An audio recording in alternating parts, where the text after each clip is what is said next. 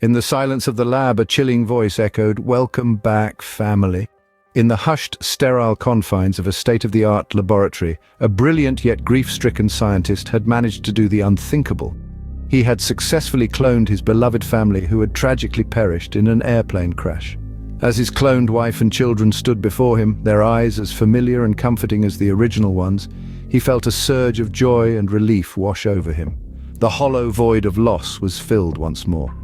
But this euphoria was not destined to last. Soon, a sense of unease began to permeate the lab. The cloned family, though physically identical to their predecessors, started exhibiting peculiar behaviors.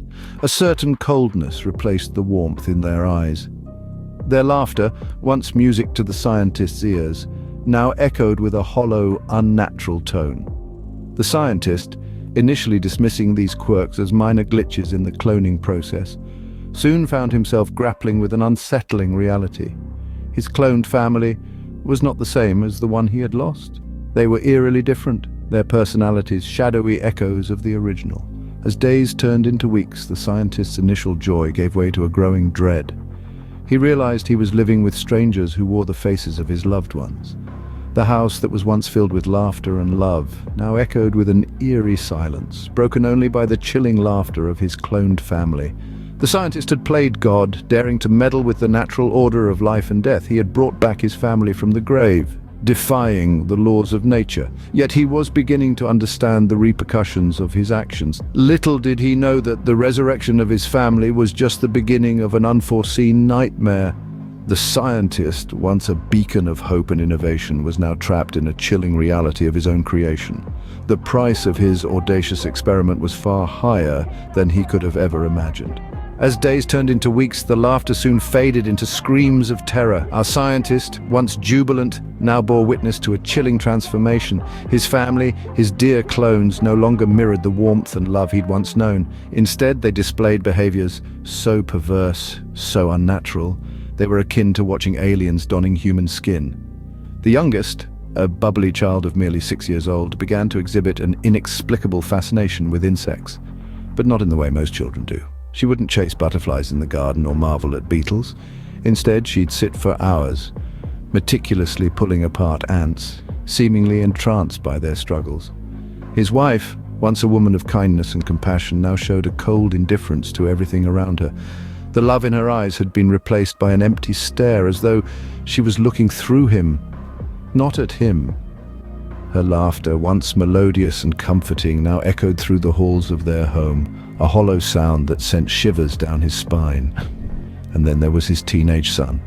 A boy who had once been the epitome of joy and youthful energy was now silent, brooding. He'd spend hours locked in his room, only emerging when the moon was high and the world was asleep. Where he went and what he did remained a mystery. The house, once a haven filled with love and laughter, was now a stage for a macabre play. Each day brought with it a new act of dread, a new display of the unnatural. The scientist found himself not in a home, but in a house haunted by the specters of his family.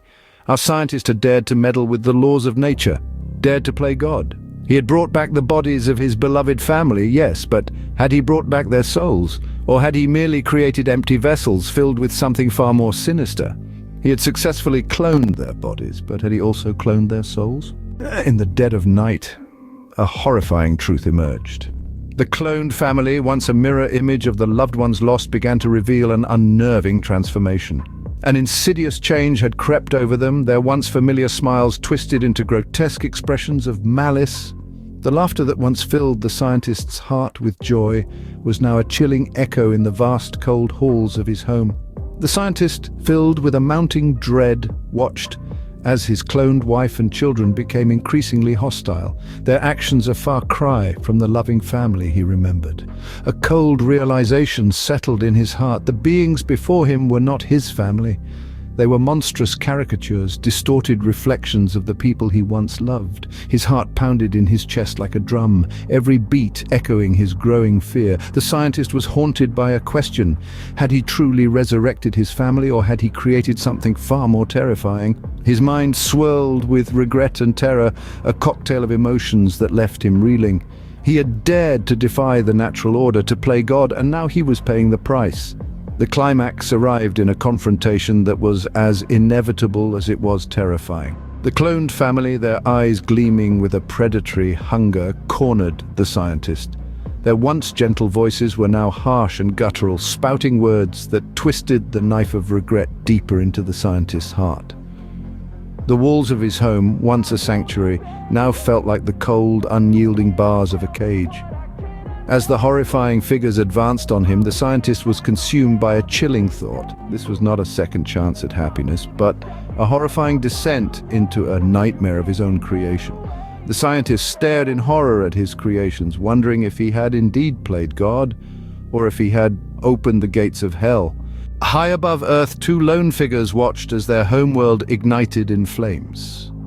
Two souls bound by the shared responsibility of safeguarding humanity's outpost in the cosmos, an astronaut from the west and a cosmonaut from the east, now facing an unimaginable predicament. Their respective nations, once allies in the pursuit of space exploration, had descended into chaos, triggering a nuclear war that set the planet ablaze. As the world below succumbed to devastation, the space station, their home away from home, became a silent witness to the apocalypse. The astronaut and the cosmonaut, comrades in a realm beyond political boundaries, now found themselves caught in a web of allegiance and duty. Each carried the weight of their last orders, a chilling directive that transformed their sanctuary into a potential war zone. The astronaut and cosmonaut, professionals to the core, continued their tasks in an eerie silence, each acutely aware of the other's presence. The tension was palpable, like a taut string ready to snap at any moment. Despite their shared predicament, their camaraderie was overshadowed by the looming threat of their orders. Their cooperation, once a testament to the unity of space exploration, was now a fragile veneer concealing a deadly standoff. The astronaut, seasoned and resolute, grappled with the implications of his orders. The cosmonaut, equally experienced and equally conflicted, mirrored his counterpart's turmoil. A test of loyalty, a test of humanity, a test neither of them had signed up for when they embarked on this mission of peace and exploration. In the vacuum of space, devoid of the sounds of warfare, the space station became a silent theater of conflict. The hum of life support systems and the whir of machinery were the only testament to the life and death struggle brewing within, a struggle not between nations but between two individuals, two representatives of humanity torn apart by the actions of their leaders. And so the space station turned into a battleground suspended above a dying Earth. Two men, two orders, one decision. The standoff had begun, the fate of two humans hanging in the balance as the world below them crumbled into oblivion. With their motherland in ruins, their last orders echoed in the silent void: eliminate the other. The two astronauts, once friends, are now pawns in a deadly game of supremacy. The International Space Station, their shared home, has transformed into a battlefield. The silence of the cosmos is a chilling reminder of the solitude they face. Two men, two nations, two orders, each one the same. Survive, even if it means taking the other's life. As the tension surges, so too does the paranoia. Every glance is scrutinized, every gesture examined. Trust, once a bond that held them together in the harshness of space, is now a luxury they can't afford. Their shared memories, laughter and camaraderie, all overshadowed by an order that neither of them asked for. The moral conflict is palpable: to kill or be killed. It's a choice that neither of them want to make, but one that is thrust upon them. The grim reality of their situation sets in. They're no longer astronauts, pioneers of space exploration. They're soldiers stuck in an interstellar battlefield, their only companions the cold, silent stars. But despite the orders, despite the paranoia, there's a reluctance, a hesitation. These are men who have stared into the abyss of space together, who have shared meals and stories, who have faced the unknown as comrades. Can they really turn on each other so easily? Can they really become the monsters their countries want them to be? The tension in the space station is a living, breathing entity. It's in the air they breathe, the food they eat, the silence they endure. It's a constant reminder of the deadly orders they've received. Each man watches the other, waiting for a sign, a signal, a moment of weakness. As they stared each other down, only one question remained: who would make the first move?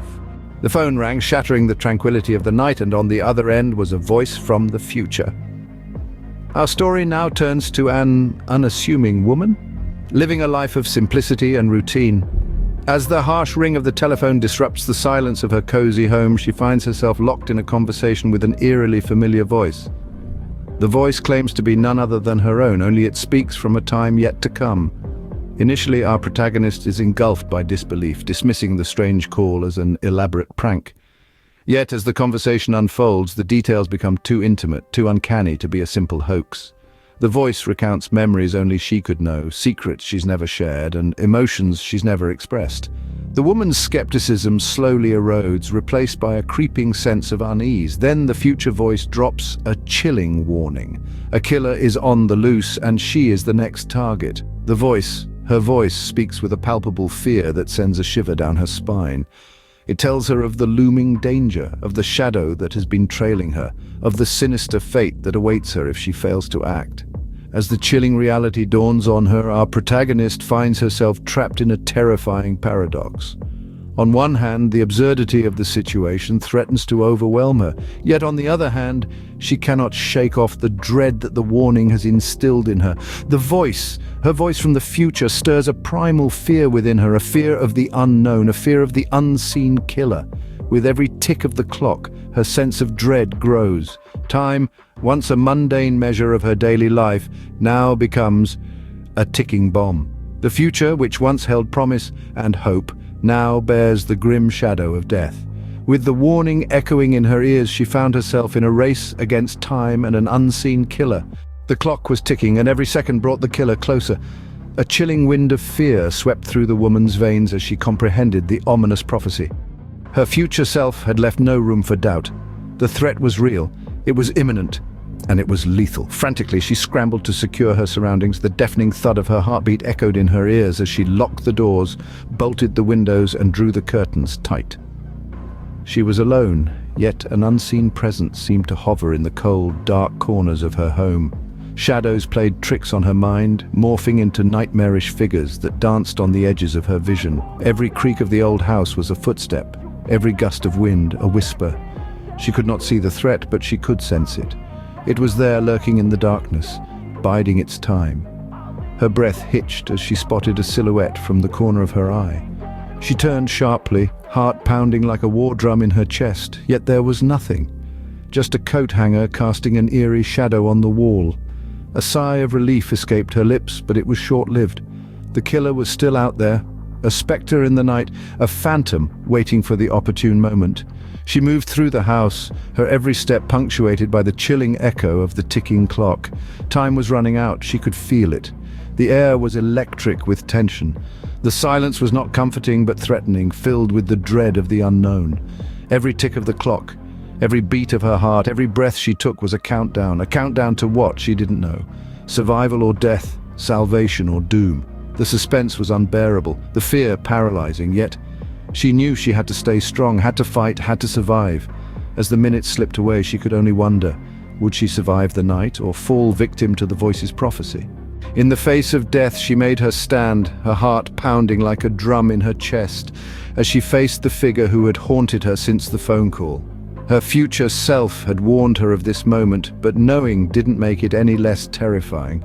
She was fighting not just for her life, but for the chance to change her destiny. With each passing second, the tension thickened, a tangible dread filling the room. It was a dance with death, an intense game of cat and mouse. Just when it seemed like it was the end, there was a startling twist. The killer, it turned out, was not a stranger. It was someone she knew, someone she trusted.